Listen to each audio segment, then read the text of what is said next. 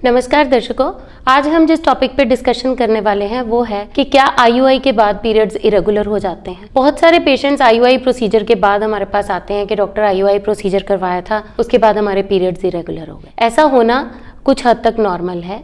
जब भी किसी पेशेंट की आईयूआई की जाती है तो आईयूआई करने के लिए हम गोली और टीका के द्वारा एग के नंबर बढ़ाते हैं, यानी कि यूजुअल साइकिल में एक एग बनता है तो आईयूआई प्रोसीजर में हम 2 या 3 एग की फॉर्मेशन करते हैं। जब भी हम किसी भी तरीके की ओवुलेशन या ओवेरियन स्टिमुलेशन करते हैं तो उससे जब प्रोसीजर अगर मान लीजिए कामयाब नहीं होता तो बाद में पेशेंट्स की ओवरी में सिस्ट नजर आते हैं। तो इसीलिए ही हम जब भी आईयूआई या ट्राई नेचुरली प्रोसीजर करते हैं जिनमें हम ओवुलेशन इंडक्शन करते हैं तो 1-1 महीने के बीच में ब्रेक देते हैं। ब्रेक देने का रीजन क्या है कि जब भी ओवेरियन स्टिमुलेशन होगी, अगर तो प्रेगनेंसी हो गई तो ठीक है, अगर प्रेगनेंसी नहीं हुई तो कई बारी रेजिडुअल सिस्ट फॉर्मेशन हो जाती है। यही सिस्ट कुछ पेशेंट्स को तंग करती है, उससे इरेगुलर पीरियड्स हो जाते हैं। जब भी स्कैन होता है तो स्कैन वाले डॉक्टर बताते हैं कि आपके सिस्ट है, तो पेशेंट बहुत पैनिक में आ जाते हैं कि हमने आईयूआई करवाई थी, उसके बाद हमारे पीरियड्स इरेगुलर हो गए, हमारे ओवरी में सिस्ट बन गई, हमें कॉम्प्लिकेशन हो गई। ये कॉम्प्लिकेशन नहीं है, ये पार्ट ऑफ द प्रोसीजर है।